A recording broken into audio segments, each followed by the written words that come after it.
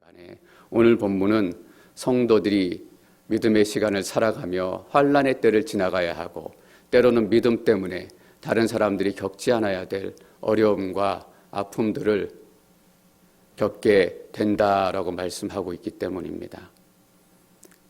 좀 편안하게 살아보려고, 좀 건강하게 살아보려고, 좀 잘 살아보기 위해서 예수님 믿었는데 오늘 말씀은 예수님 믿는 것이 어려운 길 가는 것이다, 가시밭길 가는 것이다 라고 얘기합니다. 이 고난을 피해갈 수 있는 방법이 딱 한 가지 있습니다. 뭐냐 하면 적당하게 예수 믿는 겁니다. 그리고 대충 예수 믿는 겁니다. 그래서 믿음 때문에 손해볼 것 같은 자리, 그런 자리가 오면 은근슬쩍 피해버리면 괜찮습니다. 또 믿음 때문에 조롱이나 비난을 받을 자리인 것 같다 생각을 하면 아무 얘기 안 하고 입 꽉 닫고 있으면 됩니다. 내가 크리스찬인 거 부인한 건 아니잖아. 그냥 나는 말 안 하고 있었을 뿐이야. 그러고 믿음 생활하고 적당히 지나가면 이 믿음의 시련을 겪지 않아도 될지 모르겠습니다. 1절 말씀 함께 읽습니다. 1절 시작. 또 그는 내게 지팡이 같은 갈대 하나를 주며 말했습니다. 너는 일어나 하나님의 성전과 제단과 그 안에서 경배하는 사람들을 측량해라. 오늘 말씀을 저희가 나누기 전에 두 가지 큰 전제가 필요합니다. 첫 번째는 이것입니다. 요한에게 천사가 지팡이 같은 갈대 하나를 주면서 경배하는 사람들을 측량하라라고 얘기하고 있습니다. 여기서 말하는 하나님의 성전이 실제 이스라엘 예루살렘에 있는 성전을 얘기하는 것인가, 아니면 어떤 상징을 비유하는 것인가 라는 문제에 봉착하게 됩니다. 그런데 실제 예루살렘 성전에 관해서 얘기하는 것 같지는 않습니다. 왜냐하면 갈대와 같은 막대기로 사람들을 측량하는 경우는 실제 없기 때문입니다. 그 갈대와 같은 막대기는 자입니다. 자로 사람이 몇 사람인지 어떤 사람인지 측량하는 경우는 없습니다. 그래서 이런 전제에 따른 결론이 이것입니다. 여기 나오는 하나님의 성전과 다른 모든 내용들은 상징을 가지고 있다. 그래서 우리는 이 하나님의 성전 또 제단, 이것들이 상징하는 것이 무엇인가 그 의미를 파악하는 데 주력해야 될 것입니다. 그리고 또 하나는 이것입니다. 하나님의 관심은 교회에 있다라는 거예요. 하나님의 관심은 666 짐승에게 있는 게 아니라 하나님의 유일한 관심, 진짜 관심 교회에 있어요. 요한계시록은 편지라고 말씀드렸습니다. 그래서 2장에서 3장에는 7개의 소아시아에 있는 교회에게 보내는 편지로부터 시작이 돼요. 왜냐하면 하나님의 관심이 교회에게 있기 때문이에요. 그래서 우리가 인심판이 오고 나팔심판이 오고 대접심판이 와요. 인심판이 올 때 특징이 하나 있었습니다. 첫 번째부터 6번째 인까지는 순서대로 그대로 인이 띄어져요. 근데 7번째 인이 띄어지기 전에 새로운 환상이 하나 등장해요. 다시 말하면 6번째 인과 7번째 인 사이에 하나님께서 새로운 환상을 하나 보여주세요. 7장에 나와 있는 것이 그 말씀입니다. 여러분 무엇이었는지 혹시 기억하세요? 14만 4천 명이었어요. 14만 4천 명, 구약과 신약 시대에 구원받은 모든 하나님의 백성들, 성도들을 얘기해요. 다시 말하면 이 땅에 지나갔고 현재 있고 앞으로 지나갈 모든 이 땅의 교회들을 얘기하는 것입니다. 14만 4천은 교회의 숫자예요. 오늘 나팔 재앙도 마찬가지입니다. 6번째 나팔이 불려지고 바로 이제 7번째 나팔이 불려져야 합니다. 근데 7번째 나팔이 불려지기 전에 하나님께서 새로운 환상 하나를 보여주세요.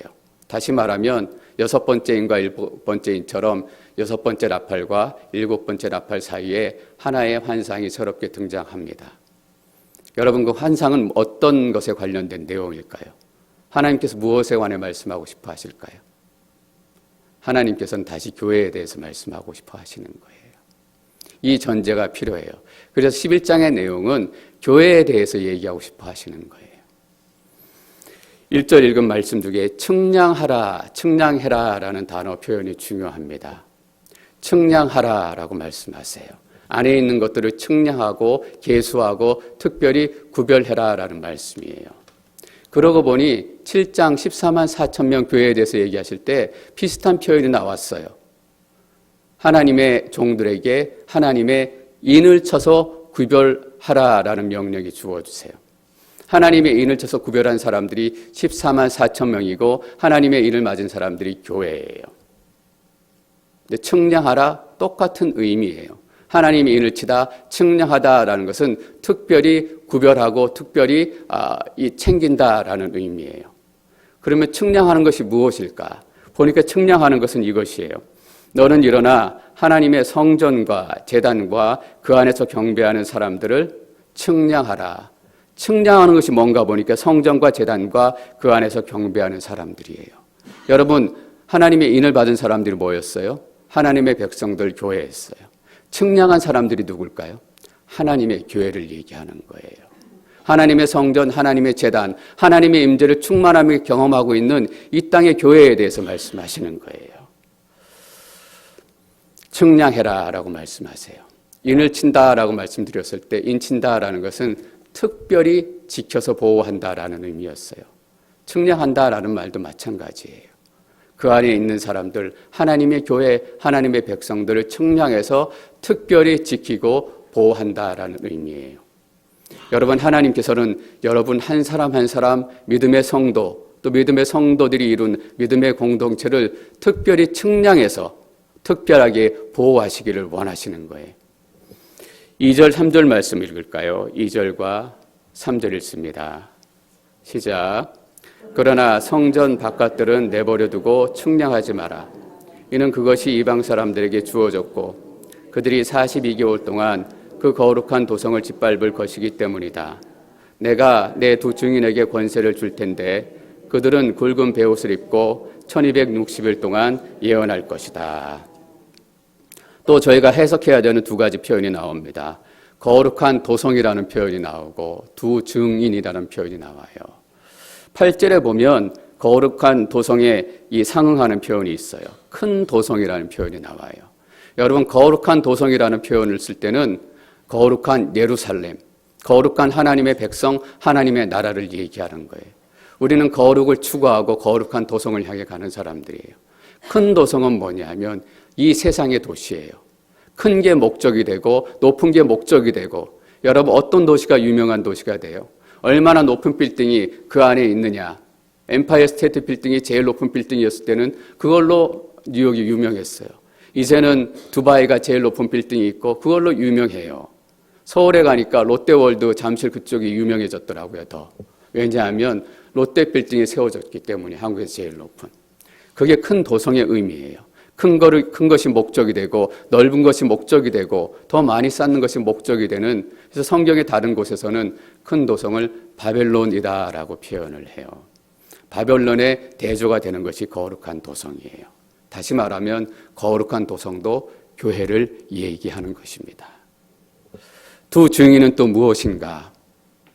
성령이 너희에게 임하시면 너희가 권능을 받고 예루살렘과 온 유대와 사마리아와 땅끝까지 이르러 뭐가 된대요? 내 증인이 될 것이다. 근데 두 증인이라는 거예요. 증인, 이 둘이라는 숫자는 증인의 숫자예요. 성경에서 증인이 효력을 발휘하려면 2명 이상이 돼야 된다라는 거예요. 그래서 두 증인 역시 하나님의 백성들, 하나님의 사명을 맡은 백성들, 다시 말하면 교회를 얘기하는 거예요. 여러분 좀 정리가 되셨죠? 하나님의 성전, 제단, 그 안에서 경배하는 사람들, 그리고 거룩한 도성, 그리고 두 증인, 이것이 뭐라고요?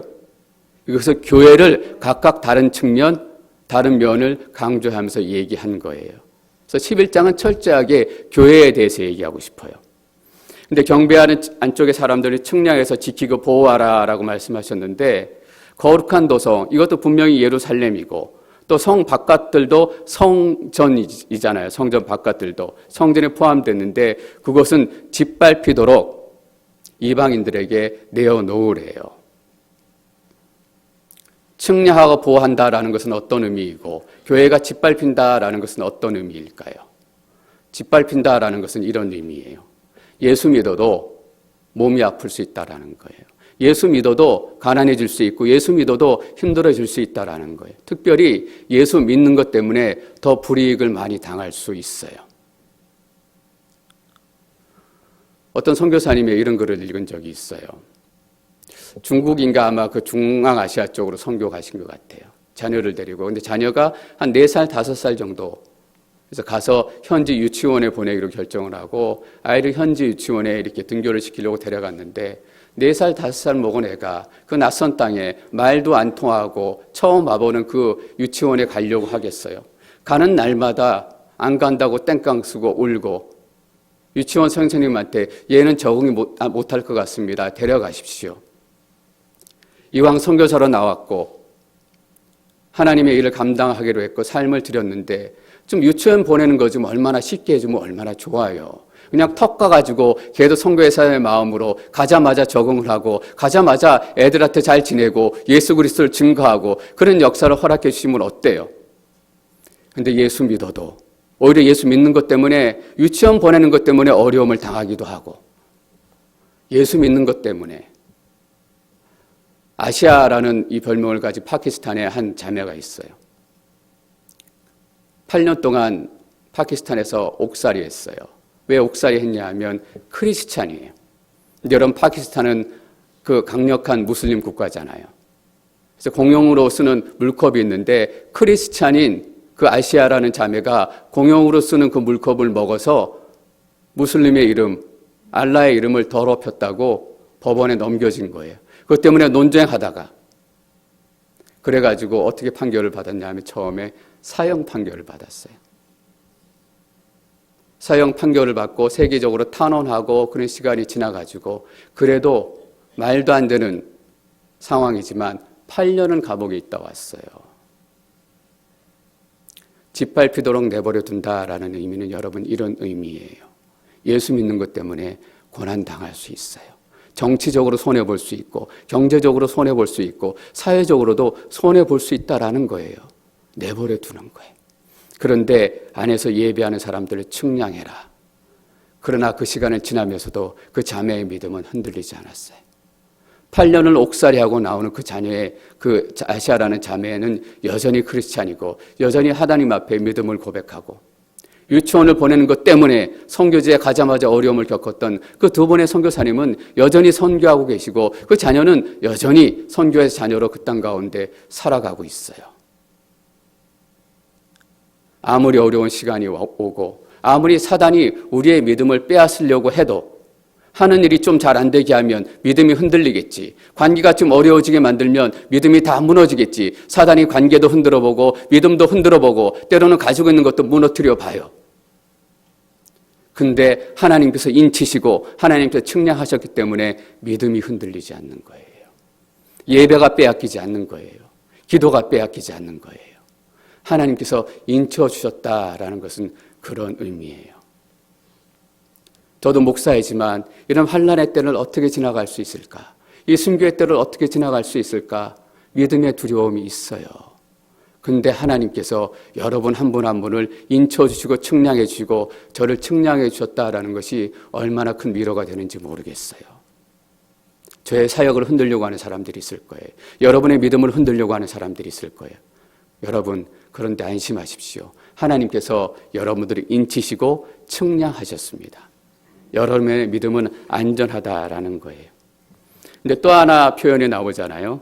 42개월 동안 1260일 동안이 나와요. 42개월은 1260일하고 똑같은 길이에요. 12장에 가면 3년 반이라는 표현이 나와요. 원래는 다니엘 7장에 가면 한때, 두때, 반때, 3년 6개월이라는 표현이 나와요. 왜 3년 6개월, 1260일, 42개월이라는 구체적인 기간을 썼을까? 의미는 다 알기는 어려워요. 그러나 실제적으로 물리적으로 42개월의 시간을 얘기하는 것 같진 않아요. 하나님께서 얘기하고 싶은 것은 이것인 것 같아요. 내가 정해둔 시간이 있다라는 거예요.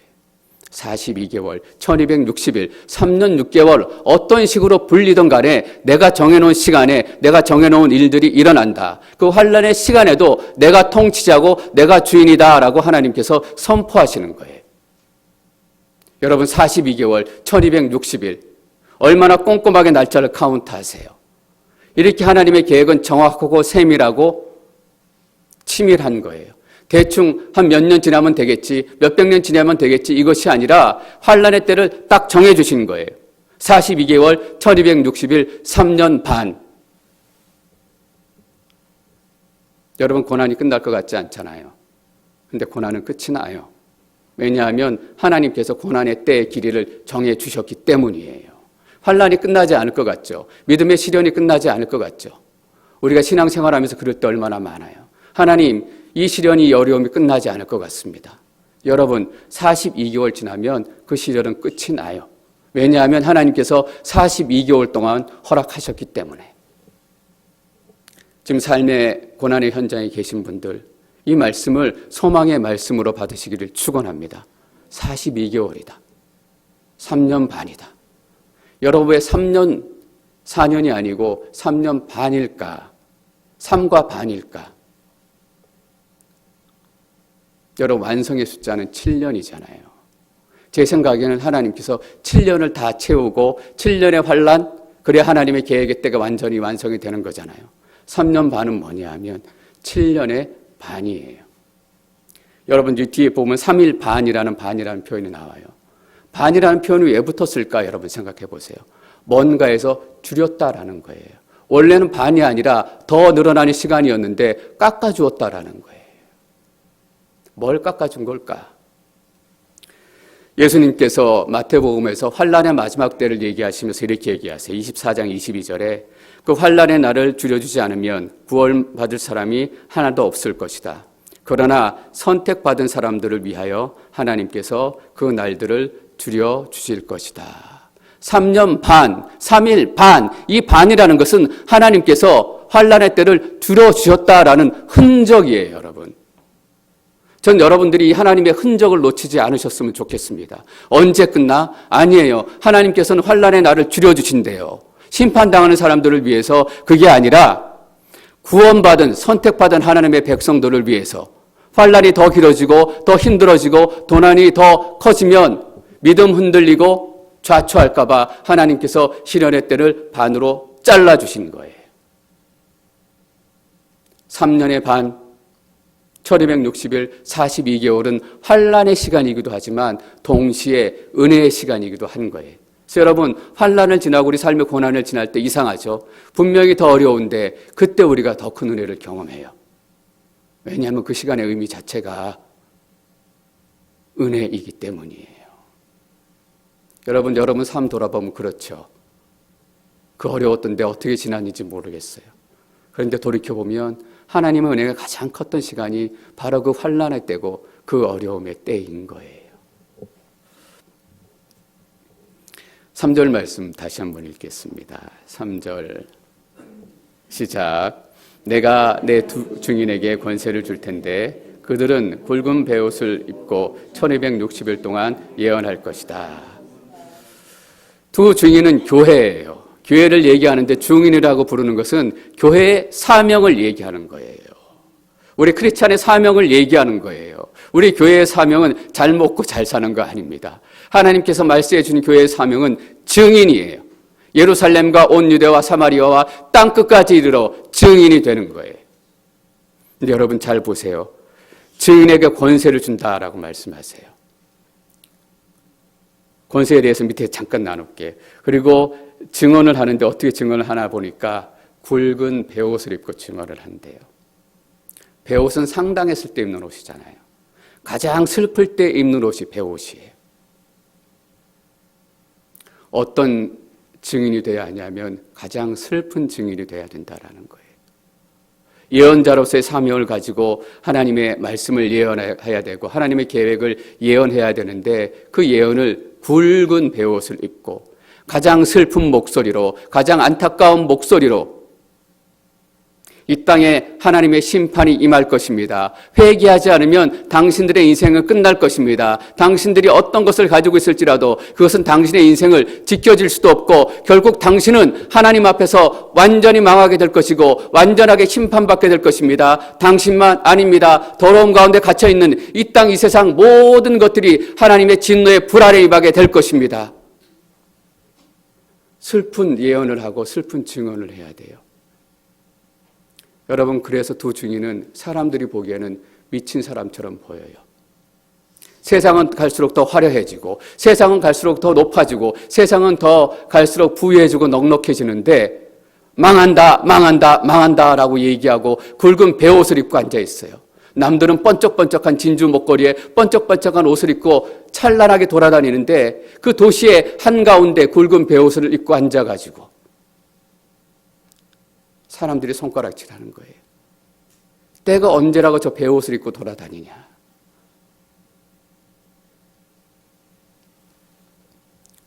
굵은 베옷을 입고. 그래서 교회는 어린 양의 혼인잔치를 준비하는 기쁨의 공동체이기도 하지만 굵은 베옷을 입은 회개의 공동체, 한탄의 공동체, 눈물의 공동체이기도 한 거예요. 사실은 교회에서 눈물이 마를 날이 없어야 돼. 어느 순간에는 하나님의 기도응답으로 함께 기뻐하고 함께 잔치를 벌이지만 어느 순간에는 이 땅의 현재와 이 땅의 미래와 그들의 모습을 기억하며 눈물로 또 회개하는, 눈물로 그들을 위해서 기도해야 되는 거예요. 이것이 우리에게 주신 하나님의 사명이에요.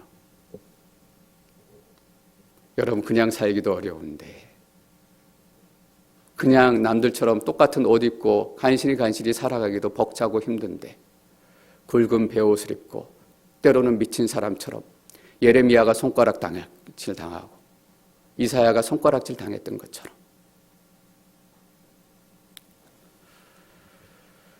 4절, 5절, 6절 말씀 함께 읽습니다. 4절 시작. 이들은 이 땅의 주 앞에 서 있는 두 올리브 나무요 두 촛대입니다. 누구든지 그들을 해치려고 하면 그들의 입에서 불이 나와 그들의 원수를 집어삼킬 것입니다. 누구든지 그들을 해치려고 하면 반드시 이같이 죽임을 당할 것입니다.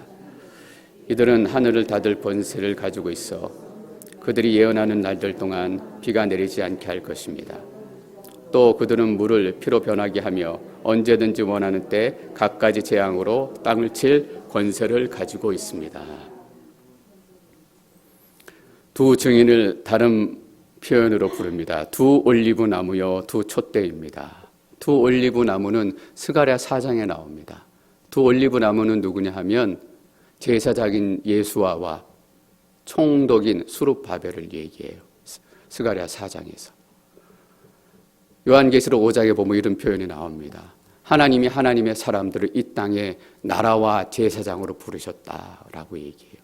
나라라고 얘기하는 것은 왕으로 부르셨다라는 거예요.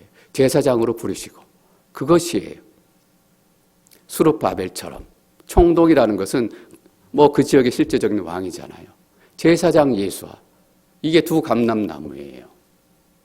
두 감람나무가 얘기하는 것은 무엇일까? 역시 교회를 얘기해요. 감람나무 기름처럼 성령의 충만한 임재를 경험하고 성령의 능력을 경험한 두 촛대, 촛대는 또한 교회예요. 어떤 학자들은 왜 1장에는 7 촛대인데 2 촛대일까? 이렇게 질문하면서 7 교회 중에 2 교회만이 서머나 교회와 빌라델비아 교회만이 예수님의 책망을 받지 않았다. 그 교회를 대표적으로 2개 얘기하는 것이다 라고 얘기하는 학자도 있어요. 예, 맞아요. 그럴듯해요. 어쨌든 간에 이 촛대는 교회를 얘기해요. 두 올리브 나무 두 촛대는 교회입니다. 누구든지 그들을 해치려고 하면 그들의 입에서 불이 나와 그들의 원수들을 집어삼킬 것입니다. 우리를 해치려고 하고 우리의 믿음을 빼앗으려 하고 이 시대에도 교회들을 이유 없이 복음을 증거한다는 이유로 예수 그리스도를 선언한다는 이유로 이 교회를 흔들고 빼앗으려고 하는 사단의 공격들이 얼마나 많은지 모르겠어요. 그런데 그 교회들에 향한 공격에 교회가 무너질 것이다. 그렇게 얘기하잖아요. 입에서 불이 나온대요. 여러분 제 입에서 불 나오는 거 보이세요? 지금 불 나오고 있어요. 입에서 나오는 건 뭐예요? 말이잖아요. 예수님의 입에서 뭐가 나와요? 양날 검이 나오고 불이 나와요. 하나님의 말씀이에요. 여러분 우리가 이 땅에서 싸워야 되는 방법은 하나님의 말씀으로 싸우는 거예요. 그들에게 말씀을 선포하고 그들에게 하나님의 회개를 선포하고 회개하라 하나님의 나라가 가까이 왔다 예수님처럼 선포하는 거예요. 그 선포에 반응하지 않으면 그들에게는 심판이 임하게 될 거예요. 하늘 다를 권세를 가지고 있고 그들이 예언하는 날 동안 비가 내리지 않게 할 것입니다. 누구 얘기하는 거예요? 엘리야 얘기하는 거죠. 아합 왕 때 그 땅에 하늘문이 닫혀가지고 비가 오지 않았어요. 얼마 동안? 3년 6개월 동안. 근데 엘리야가 기도하니까 하늘문이 열려서 비가 쏟아지기 시작해요. 교회는 그런 권세를 가지고 있어요. 또 그들은 물을 피로 변하게 하며 언제든지 원하는 때 갖가지 재앙으로 땅을 칠 권세를 가지고 있습니다. 누구 얘기하는 거예요?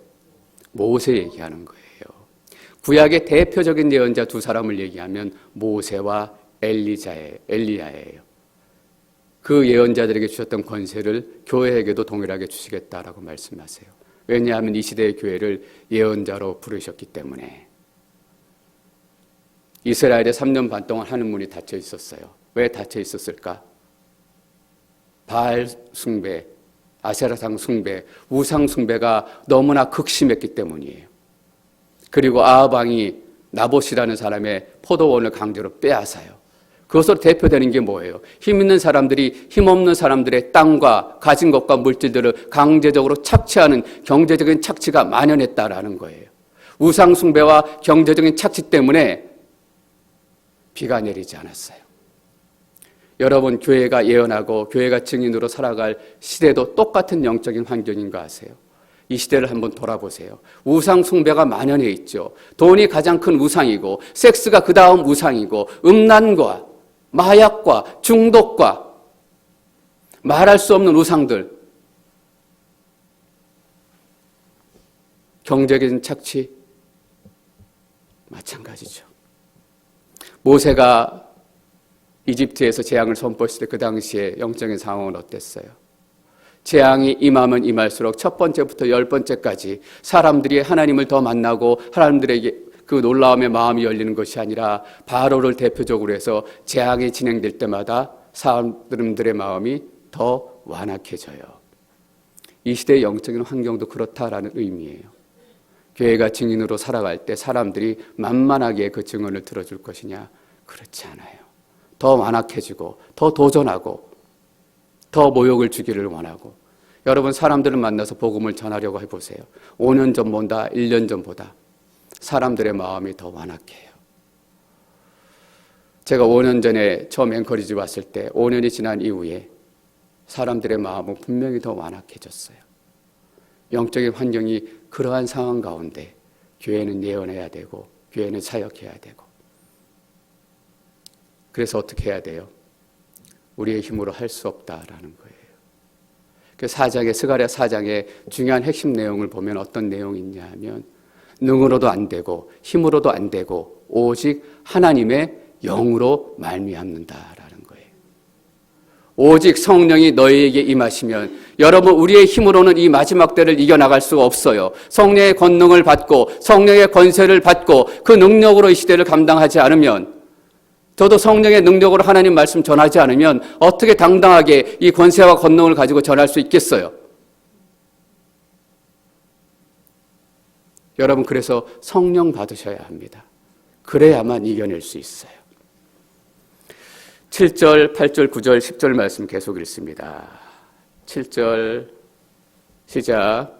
그들이 그들의 증언을 마칠 때 무저갱에서 올라오는 짐승이 그들을 공격해 그들을 이기고 그들을 죽일 것입니다. 그리고 그들의 시체는 큰 도성의 거리에 놓일 것입니다. 이 도성은 영적으로 소돔과 이집트라 불리는 곳으로 그들의 주께서 십자가에 못 박히신 곳입니다. 백성들과 족속들과 언어들과 나라들로부터 온 사람들이 3일 반 동안 그들의 시체를 구경할 것이며 그들의 시체를 무덤에 장사하는 것을 허락하지 않을 것입니다. 그때 땅 위에 사는 사람들이 그들로 인해 서로 선물을 주고받으며 기뻐하고 즐거워할 것입니다. 이는 이 두 예언자가 땅 위에 사는 사람들을 괴롭혔기 때문입니다. 7절 이렇게 시작합니다. 그들이 그들의 증언을 마칠 때, 교회가 하나님의 증인의 사명을 다 완수했을 때, 하나님이 주신 사명이 다 완수되어지기 전까지 이 땅의 교회는 절대 흔들리지 않고 빼앗기지 않습니다. 하나님께서 여러분에게 이 땅에 주신 사명이 다할 때까지 여러분 마음대로 죽어서도 안 되고 마음대로 죽지 못합니다. 증언이 다 마칠 때까지 하나님께서 맡기신 증언을 다 해야 되는 거예요. 여러분의 입으로, 나의 입으로, 우리 앵커리지 온누리 교회 이름으로 때가 다 차고 나고 하나님의 뜻이, 앞에 표현을 빌자면 순교사의 수가 다 채워질 그때 무적에서 올라오는 짐승이 교회를 공격하고 하나님의 백성들을 공격해서 이기게 될 거래요. 교회가 힘을 잃고 아무도 더 이상 교회의 선언에 선포에 귀 기울이지 않고 교회를 깔보기 시작하고 조롱하고 그냥 밥상에 비웃는 얘기거리, 가십거리가 어느 교회에 어느 목사가 뭐 했다더라, 어느 교회에 어느 성도가 뭐 했다더라, 어느 교회가 어떻게 싸웠다더라. 교회에 주는 권세라는 것이 하나도 보이지 않고 능력도 하나도 보이지 않고 시체처럼 큰 도성에 놓인다라는 거예요. 큰 도성은 뭐예요, 여러분? 이 세상의 한가운데를 얘기해요. 한가운데 교회가 이제는 죽었다, 이제 교회의 시대는 끝났다라는 선언과 함께 교회가 내동댕이 쳐지는 거예요. 교회가 아무리 얘기해도 이제 듣지 않아요. 교회가 아무리 이것이 참이다, 진리다 얘기해도 사람들이 콧방귀도 끼지 않아요. 주께서 십자가에 못 박히신 것입니다. 예수님께서 십자가에 못 박히신 것은 이 세상이에요. 예수님께서 십자가에 힘없이 못 박히신 것처럼 교회들이 힘없이 무너지는 것처럼 보이는 그때가 온다라는 거예요. 백성들과 족속들과 언어들과 나라로부터 온 사람들, 온 세상에서 온 사람들이 3일 반 동안 시체들을 구경할 거래요. 던져놓고 즐겁게 구경하는 거예요. 잘 무너졌다, 잘 망가졌다. 시체를 무덤에 장사하는 것을 허락하지 않는데요. 무덤에 묻지도 못하게 하는 것은 가장 수치스러운 일이에요. 가장 모욕을 주는 거예요. 교회가 모욕을 당하다, 모욕을 당하다. 이렇게까지 모욕을 당하고. 여러분, 왜 이렇게 모욕을 당해야 될까? 이 이유가 중요해요. 이는 두 예언자가 땅 위에 사는 사람들을 괴롭혔기 때문입니다. 교회는 세상을 괴롭히는 사람들의 모임이에요. 그냥 우리들끼리 사는 건 괜찮았는데, 우리들끼리 이거 하려고 하는데 하나님의 사람들이 교회가 시시건건 나타나가지고 방해하고 괴롭히게 만드는 거예요. 그것은 하나님의 뜻이 아니다. 동성애는 하나님의 뜻이 아니고, 낙태는 하나님의 뜻이 아니고, 빈부격차가 커지는 것, 경제적인 발전 규모가 커지는 것이 아니라 하나님의 뜻이 아니다. 이전으로 돌아가야 되고 말씀으로 돌아가야 된다 라고 계속 그들의 마음을 찌르고, 내 마음 편한 대로 좀 즐기며 살고 싶은데 간음은 하나님께서 싫어하시는 죄다라고 사사건건 끼어들고, 적당히 거짓말하고 챙기고 싶은데 하나님께서는 거짓말하지 말라고 말씀하셨다. 시시건건 마음을 괴롭히고 상황을 어렵게 하고. 여러분, 지금도 그런 사람들이 너무나 많아요. 지금도 낙태 문제 때문에, 동성애 문제 때문에, 여러 가지 법적인 문제 때문에 크리스찬의 목소리를 대변하며 사건이 생기는 곳마다 찾아가서 변호사들이 그들을 대신해서 소송을 걸고 그냥 무너지지 않도록 끝까지 싸워주는 변호사들이 많아요. 동성애 커플을 위해서 케이를 굽지 않았다라는 이유로 게이 단체로부터 소송을 당해가지고 10만 불, 20만 불 그렇게 벌금 맞고 법정으로 가요. 누가 변호해 줄 것 같아요? 사사건건 그곳마다 찾아가서 방해하고 괴롭히는 사람들이 있어요. 크리스찬 변호사들이 그 자리에 가서 내가 당신을 위해서 같이 싸우고 같이 변호하겠습니다. 이런 생각 해봐요. 박재영 목사 때문에 세상이 좀 괴로운가? 박재영 목사 때문에 사람들이 좀 괴로운가? 여러분 때문에 혹시 괴로운 사람들이 있으세요? 여러분 성질이 나빠가지고 괴로운 게 아니라 여러분 믿음 때문에, 여러분들이 사상건건 그것은 하나님이 원하시는 게 아니야, 나는 이것 때문에. 교회가 무너지면 사람들이 함께 슬퍼해 줄 것 같죠? 아니에요. 교회가 무너지는 거 보고 땅에 사는 사람들, 계시록에서 땅에 사는 사람들이라는 표현은 하나님을 대적하는 사람들이라는 의미라고 말씀드렸습니다. 교회가 무너질 때마다 기뻐해요. 즐거워해요. 얼마나 즐거워하는가? 선물을 주고받아요, 여러분. 한 사람이 교회를 떠나고 한 사람이 믿음이 흔들 때마다 세상은 안타까워하고 옛날엔 예수 잘 믿었는데 왜 그렇게 됐을까? 절대로 그런 마음 갖지 않습니다. 내가 너 그럴 줄 알았다. 잘난 척하더니 껌껌이 시비를 걸고 껌껌이 끼어들더니 잘난 척하더니 내 그럴 줄 알았다. 여러분, 그래서 이런 생각하지 않을 수 없습니다. 마지막 교회를 함께, 마지막 시대를 함께 지나가는 믿음의 성도들, 믿음의 공동체인 우리 서로가 교회를 사랑하고 서로를 지켜주지 않는다면 우리를 지켜줄 사람 없어요.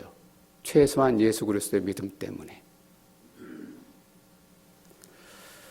11장 11절 12절 함께 읽습니다. 11절과 12절 시작.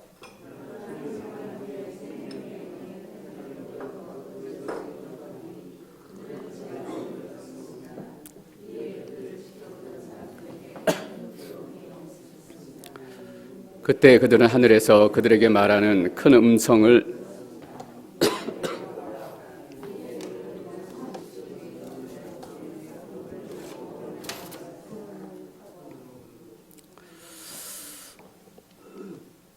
다 죽어가지고 시체가 돼서 길거리 한가운데 내던져졌던 교회, 더 이상 생명이 없고 더 이상 살아날 가능성이 없고 사람들이 그것을 보고 한참 즐기고 있는 그 순간 3일 반, 여러분 왜 3일 반이라고 썼을까? 이렇게 짧은 시간, 그 시간 금방 지나간다라는 의미예요.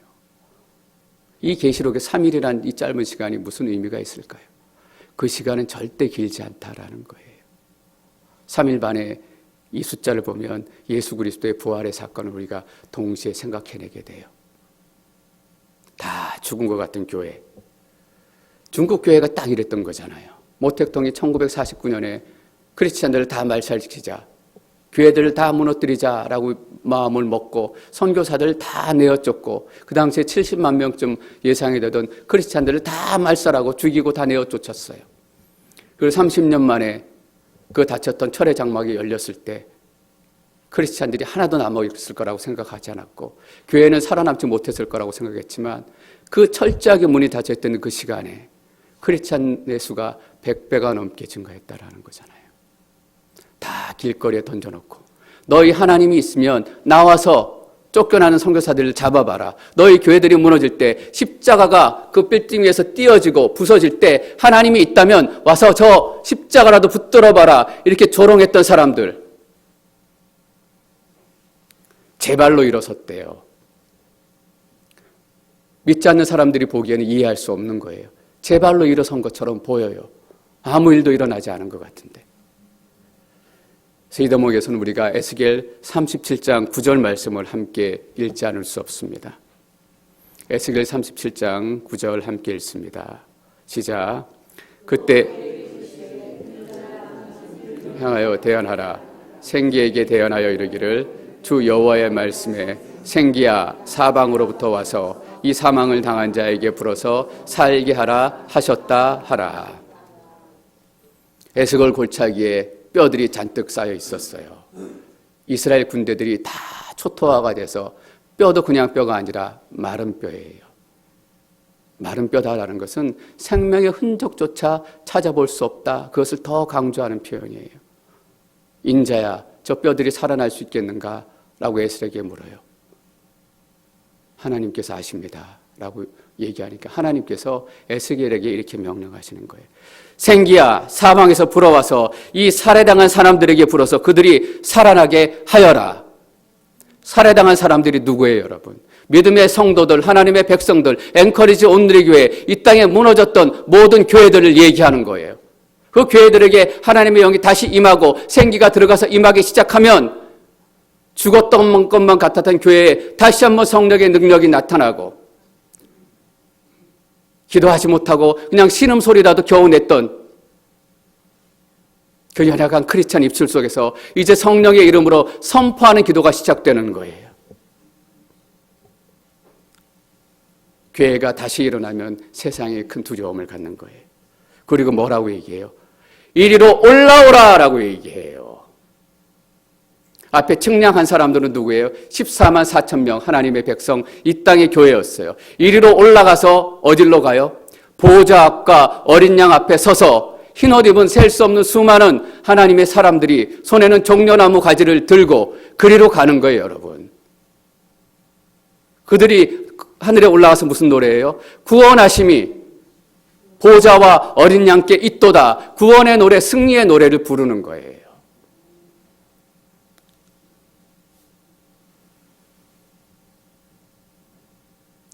우리가 좀 편하게 살려고 예수 믿었는데 남들보다 더 어렵게 이 고난의 때, 환난의 때를 지난다라는 것이 때로는 실망스럽고 때로는 어려운 마음일 수도 있어요. 근데 여러분, 최종의 승리는 이 땅의 사람들의 것이 아니에요. 그 환난의 시간에 증인된 모습으로 살아간 두 감람나무, 두 촛대. 13절 말씀, 14절 말씀 읽겠습니다. 13절 시작. 바로 그때 큰 지진이 일어나 도성의 10분의 1을 무너뜨렸고 7,000명의 사람들이 그 지진으로 죽었습니다. 이에 살아남은 사람들은 몹시 두려워하며 하나님께 영광을 돌렸습니다. 두 번째 재앙이 지나갔습니다. 세 번째 재앙이 곧 닥칠 것입니다. 큰 도성, 이 땅의 10분의 1이 지진으로 무너진대요. 왜 10분의 1이나 특정한 표현을 썼을까? 10분의 1이라는 구체적인 의미는 알 수 없어요. 근데 분명한 건 이거예요. 이제 시작에 불과하다라는 거예요, 여러분. 이 정도면 내가 바닥이겠지. 이 정도면 바닥 쳤겠지. 천만의 말씀, 만만의 콩떡이에요, 여러분. 아니에요. 이제 10분의 1 진행된 거예요. 하나님의 진노는 그런 거예요. 하나님의 심판은 그런 거예요. 다 무너졌겠지. 내 인생 더 망가질 게 있을까? 내 인생 더 무너질 게 있을까? 아니에요, 여러분. 이제 10분의 1이에요. 하나님의 진노와 심판이 이제 시작이 됐어요. 이때라도 마음을 돌릴 수 있으면 얼마나 좋을까? 이때라도. 살아남은 7,000명의 사람들이 그 지진으로 죽었대요. 7,000명 하면 여러분 생각나는 거 있죠. 엘리야가 하나님 나 혼자 어떻게 싸우겠습니까? 라고 얘기할 때 하나님께서 바알에게 무릎 꿇지 않는 사람 7,000명이 남겨져 있다라고 얘기하세요.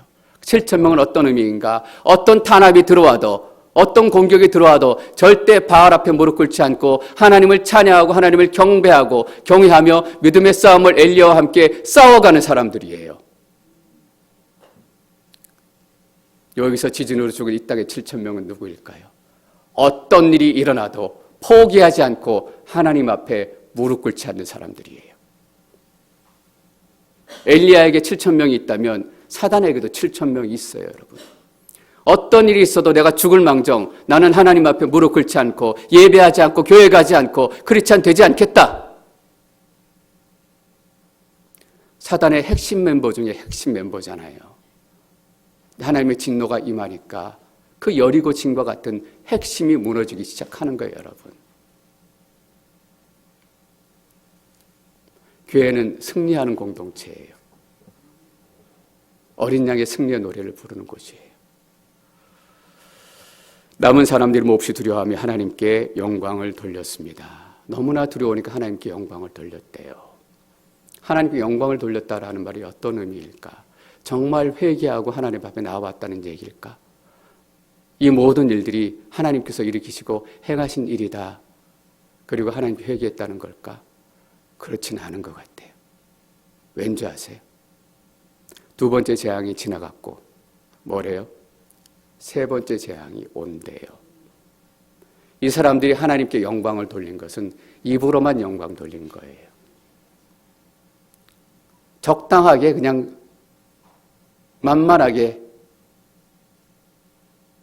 다니엘 4장 보면 느부갓네살 얘기가 나와요, 여러분. 2장에 4장까지 보면 느부갓네살이 꿈을 꾸는데 뜻을 모르니까 다니엘이 가서 뜻을 풀이해 주잖아요. 역사적인 사건 제국의 흥망성쇠를 얘기해 주는 꿈입니다 라고 얘기해 주니까 그때 느부갓네살이 뭐라고 얘기했냐면 너희 하나님께 영광을 돌린다 라고 얘기해요. 너희 하나님이 능력이 굉장해서 꿈을 풀어줬구나. 너희 하나님이 진짜 신이다 라고 고백하는 것 같지만 그 이후에 느부갓네살의 삶은 여전히 우상 숭배와 우상을 찾아가는 삶을 계속해서 살아가요. 그냥 하나님은 그 우상 중에 하나인 거예요. 여러분, 서두에 말씀드렸습니다. 마지막 때 믿음의 환난이 있습니다. 이미 마지막 때는 시작됐기 때문에 우리의 믿음의 환란의 시간이 벌써 시작이 됐고 우리는 살아가고 있습니다. 그 시간 더 어렵지 않게 보내는 방법 한 가지 있어요. 입술로는 하나님께 영광 돌리고 적당히 신앙생활하며 살아가는 거예요. 두 번째 재앙이 지나갔지만 세 번째 재앙이 곧 닥칠 것입니다. 하나님께서 여러분들을 증인으로 부르십니다. 증인의 삶은 쉬운 삶 아닙니다. 그러나 여러분들이 믿음으로 결단하시고 예 하나님, 내가 어린 양을 따라가는 사람 되겠습니다.